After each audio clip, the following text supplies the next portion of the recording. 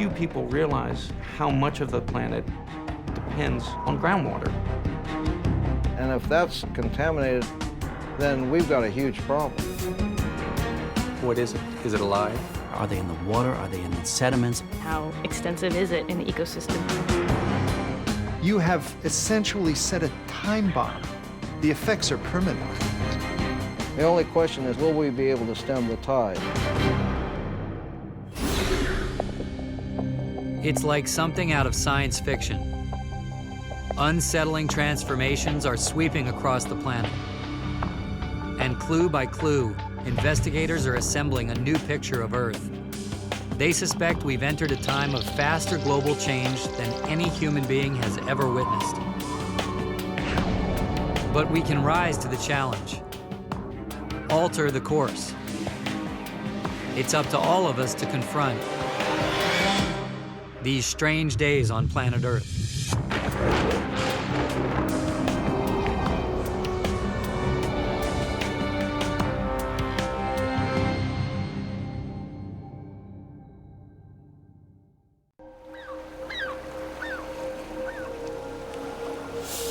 What's happening in the Yucatan isn't an isolated case. Nearly a fourth of the Earth's fresh water flows through similar cave networks, many in tourist hotspots like Bermuda, Florida, Spain, Australia. As some investigators continue to explore these concealed systems, others are focusing on water that's in plain sight, streams, rivers, and estuaries.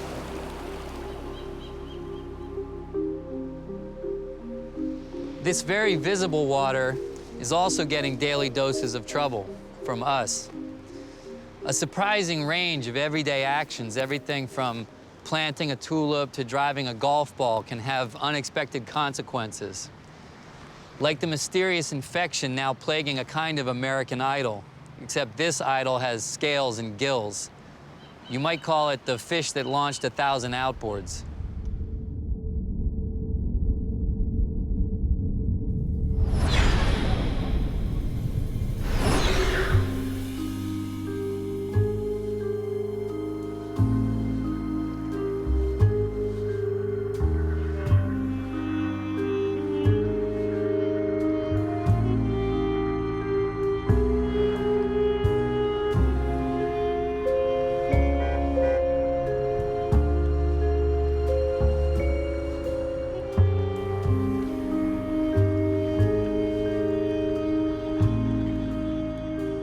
Initially, you know, this was a few isolated cases, but then fishermen were calling me every day with a story about a fish they'd caught. What did I just catch? You know, what's wrong with the fish? And do I have to worry about it? Wolfgang Vogelbein is a pathologist. He specializes in the diseases that plague fish, but he'd never seen a wild species with anything quite like this. And this wasn't just any fish.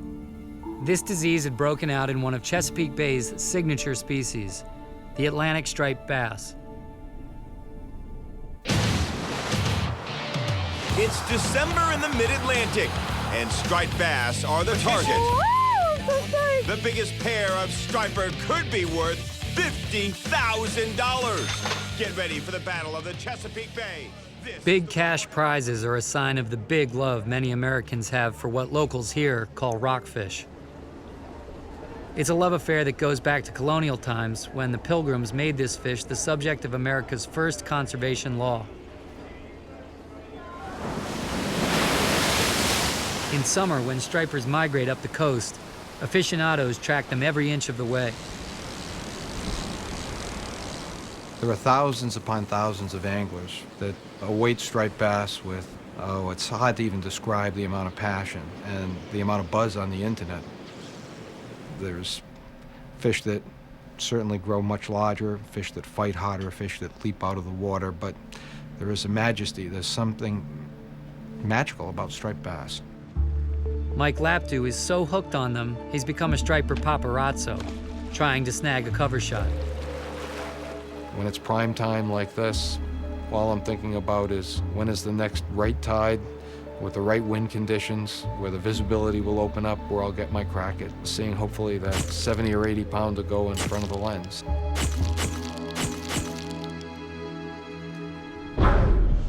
The sick ones, he'd just as soon avoid. When they have red lesions on them, well, that makes you think twice. Not only about eating the fish, but just plain handling the fish. Hoping to reassure worried striper lovers everywhere, Vogelbein and his colleagues set out to determine just how many striped bass are getting sick.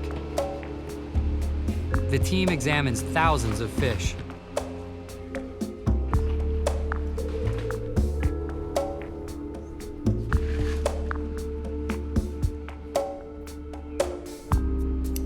And what they find is hardly comforting.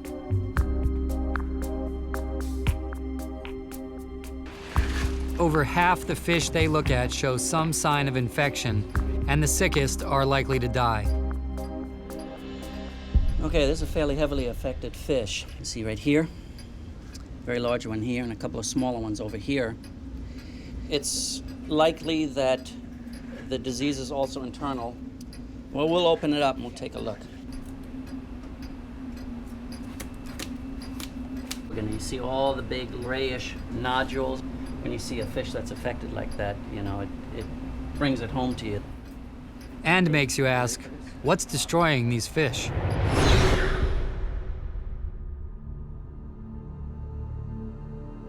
The task of screening suspects falls to microbiologist Martha Rhodes.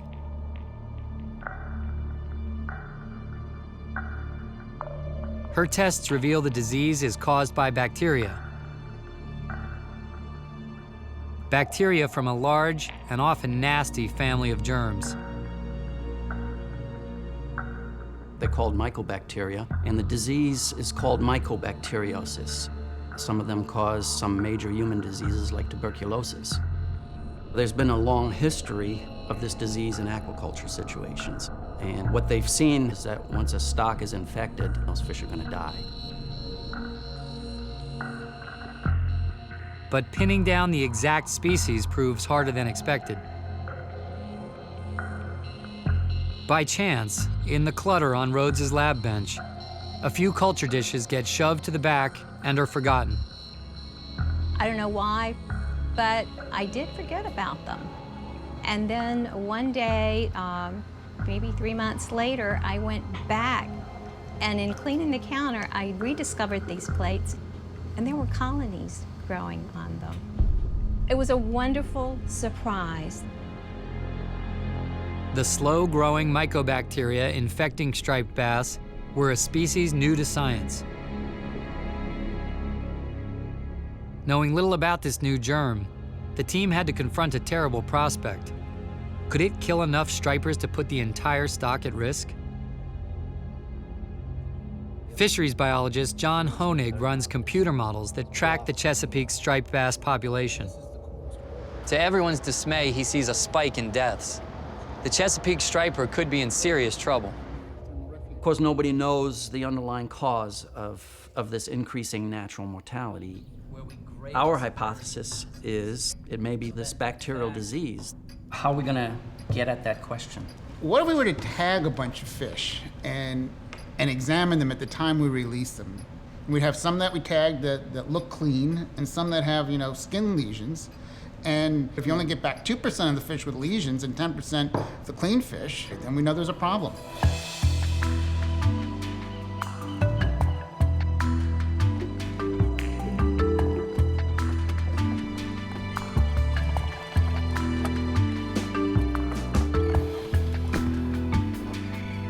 Left side is clean, right side is clean. There is some alteration here along the fin.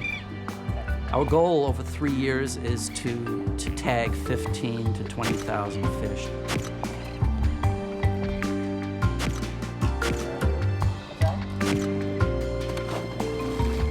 When some fisherman catches that fish, he can call us, we'll go pick that whole fish up, and then we'll be able to compare that fish with the old photographs, of maybe a year ago when we first released that fish, and we can begin to say something about the progression of the disease.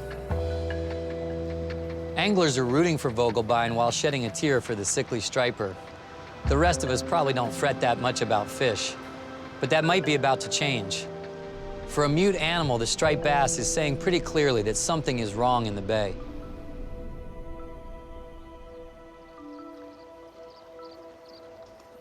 Perhaps striped bass could be looked at as an indicator, almost like the canary in the coal mine. Chesapeake Bay is the largest of America's 130 estuaries, and the third largest in the world. As with most estuaries, myriad species call it home. It's also the nursery for many more that spend their adult lives in the ocean. But this bay, like many estuaries around the world, is changing. One troubling shift is a summertime drop in deepwater oxygen. Investigators have identified the culprit. Phytoplankton blooms are population explosions of microscopic aquatic plants and algae. Blooms are happening more often in Chesapeake Bay. When this stuff dies, it falls to the bottom and decomposes. And during that process, oxygen is used. And you develop in the deeper waters these areas where there is no oxygen. Fish need oxygen just like other animals. So stripers that summer in the bay are being forced to change some deeply ingrained habits. These fish don't like the warm water temperatures that they encounter here during the summer months. So they sort of hunker down in the deeper, cooler portions of the bay.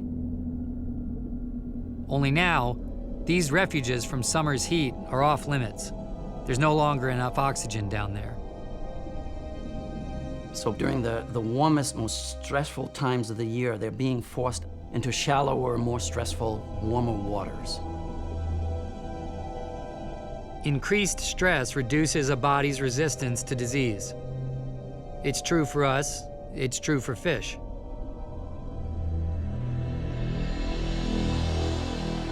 So why is all this happening? Why are phytoplankton blooms becoming more common? Investigators know that discharges from factories and wastewater treatment plants can act like fertilizer and fuel a bloom. But clean water laws have reduced the volume of chemicals coming from many of these big sources. So why are the blooms getting worse? Well, maybe I should ask you, how green does your garden grow? The use of chemical fertilizers in the Chesapeake watershed has soared in recent decades as the number of people living and working here has tripled. From just about everywhere, chemicals called nutrients are being washed unnoticed into streams and rivers and carried to the bay. The result, here and elsewhere, is something called dead zones. Places where species that can't run away fast enough die for lack of oxygen.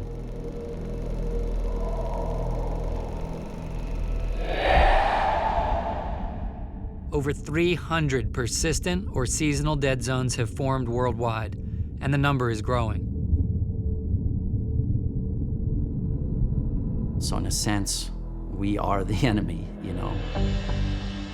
Except we can't really afford to be the enemy. That just means we all lose, and so does the bay. Of course, we need homes and jobs. We need productive farms. And we need healthy estuaries. So how can we have it all? Throughout the region, solutions to the nutrient runoff problem are being tested. Like incentives for farmers to change the layout of their fields so less runoff gets into streams. Like restoring wetlands, which act as filters. Like installing rooftop gardens and vegetation to reduce runoff from urban areas. Creative new solutions abound.